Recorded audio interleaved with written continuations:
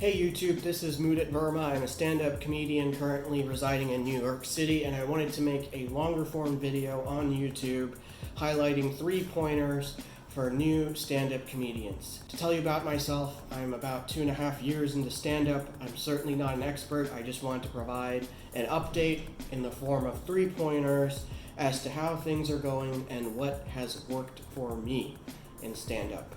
The first tip I have for everyone is to record everything.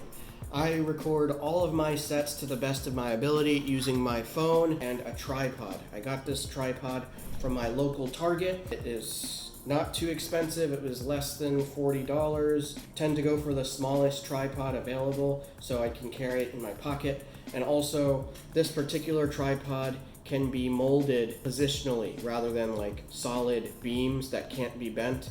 This tripod can be bent at all of these joints. So record everything. They talk about the curse of the tape. Comedians tend to say that when they're on tape, they act differently and their set doesn't come out right. Well, there is no tape curse if you tape everything. There's nothing to be cursed. I guess the only curse then is if you run out of battery and things like that, but the more often you tape, the less likely you'll be subject to a curse of the tape.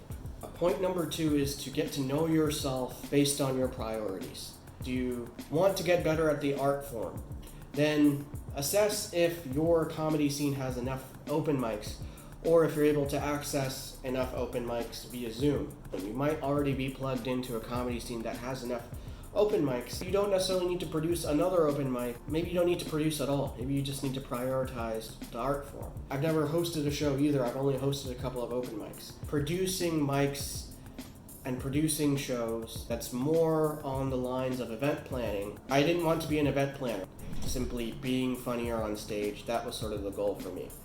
Also get to know yourself. If you're the type of comic that benefits from hitting the stage every day, I find myself benefiting from sitting at home and writing and fleshing out my existing set. The last pointer I'll say is take risks. I like stand-up, but I also don't think it's the end-all be-all of my artistic expression. I can therefore afford to take risks. I can absorb the social cost of taking on larger and bigger gigs that some comedians may not think that I'm ready for.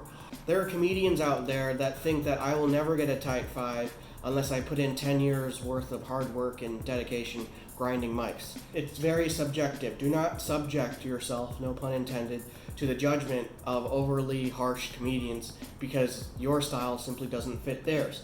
Take the gigs, take the risks. If a comedian that is older than you or is more experienced than you tries to gaslight you into thinking that you shouldn't take that gig and you should give that gig to a more experienced comic, burn that bridge. Maybe that's a cost that you're willing to absorb, because it was a cost that I was willing to absorb, and I burn bridges all the time. I burn bridges to make room for more equitable social infrastructure. So know yourself as a comedian, know yourself as an artist, know what risks you are willing to take, know what risks you're not willing to take. Those are my pointers. Thank you. Hit that like button, hit that subscribe button, and peace.